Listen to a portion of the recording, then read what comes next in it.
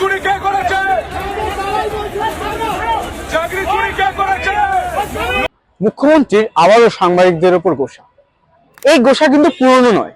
আচ্ছা, কি ঘটনা ঘটেছিল সেই ঘটনাটা বিস্তারিত বলি। আজকে আইপ্যাকের যে অফিস, যে আমাদের গোদরেজ ওয়াটার সাইট, সেখানে ইডি হানা দেয়। সেখানে সাবেক মুখ্যমন্ত্রী উপস্থিত হন, কিন্তু সেইখানে যখন মুখ্যমন্ত্রীর সাথে সাংবাদিকরা মুখোমুখি হয়, ঠিক এক সাংবাদিক শুনতে পান নথি নিয়ে চলে যাচ্ছে, নথি নিয়ে সে একটি প্রশ্ন করে। তখন সাংবাদিক মুখ্যমন্ত্রী বলেন যে আমি তার প্রশ্নের উত্তর দেবো না, সে বিজেপির দালাল।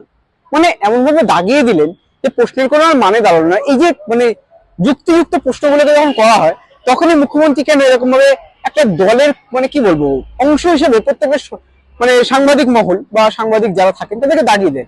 এটা কিন্তু আজকের নয়, এটা কিন্তু অনেক পুরনো। আমরা দেখতে পেয়েছিলাম যখন আগে এরকম ঘটনা ঘটেছিল, তখনও তিনি কিন্তু ক্ষুব্ধ হয়ে গেছিলেন। এইবারে সে বিষয়টা আবারও কিন্তু পুনরাবৃত্তি ঘটলো। কয়লার টাকা কি গোয়া নির্বাচনে ব্যবহার করা হয়েছিল? আপনি ভালো বলতে পারবেন, বিজেপিকে জিজ্ঞেস করুন।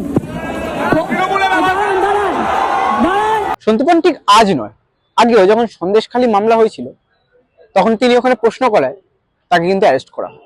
এরপর যখন তিনি তৃণমূলের second in command Abhishek Bandyopadhyay তাকে প্রশ্ন করেন, তিনি অভিষেক বন্দ্যোপাধ্যায় কিন্তু খড়গস্ত হয়ে গেছিলেন। ঠিক তাই পুনরাবৃত্তি ঘটলো আজ মুখ্যমন্ত্রী মমতা বন্দ্যোপাধ্যায়ের বেলাতেও। মুখ্যমন্ত্রীকে যখন প্রশ্ন করা হলো, উনি কিন্তু মানে সরাসরি বললেন যে আপনি প্রধানমন্ত্রীকে জিজ্ঞেস করুন। তিনি কিন্তু প্রশ্ন উত্তর দিতে পারলেন না। এবং ঠিক সেই জায়গাতে দাঁড়িয়ে এই যে শুধু এই রাজ্যে নয়, ভিন্ন রাজ্যেও কিন্তু সাংবাদিকদেরকে ঠিক একই রকম ভাবে মানে কোন দলের একটা কি বলবো যারা থাকে, দলের যারা কর্মী সেই হিসেবে চিহ্নিত করে দেওয়া হয়, দাগিয়ে দেওয়া হয়। তো কোথাও গিয়ে সাংবাদিকরা আজকে বলতে গেলে নিজেদের যে স্বাধীন সাংবাদিকতা বা নিজের যে ট্যাকটিক্স সেটা কিন্তু কন্টিনিউ করতে পারছে না। তার আগে তারা একটু দ্বিধাবোধ করছে।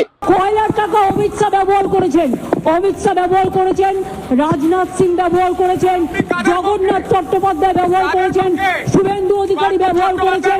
এবং তাই আপনাকে বলছি যে আপনি ইডি তাদের রেড করুক, অমিত শাহকে রেড করুক, অমিত শাহকে রেড করুক, শুভেন্দুকে রেড করুক, জগন্নাথ চট্টোপাধ্যায়কে রেড করুক, রাজনাথকে রেড করুক। বারবার শুধু পশ্চিমবঙ্গ নয়, ভিন রাজ্যেও কিন্তু যতবার শাসক দলকে এরকম প্রশ্ন করা হয় তারা কিন্তু এরকম ভাবে কর্মী হিসেবে দাগিয়ে দেয়। কেন? ঋত্বিকটা একটি কথা বলেছিলেন, ভাবুন ভাবুন ভাবা প্র্যাকটিস করুন। সেই বিষয়টা কিন্তু সরাসরি আমরা চাক্ষুষ করতে পারছি এই ক্ষেত্রে যে সাংবাদিকরা প্রশ্ন করলে তাদেরকে প্রত্যেকবার দাবি দেওয়া হচ্ছে, হয় কোনো কর্মী হিসেবে চিহ্নিত করে দেওয়া হচ্ছে, আদারওয়াইজ তাদেরকে কোনো রকম ভাবে অ্যারেস্ট করিয়ে পুরো বিষয়টাকে চাপা দিয়ে দেওয়া হচ্ছে।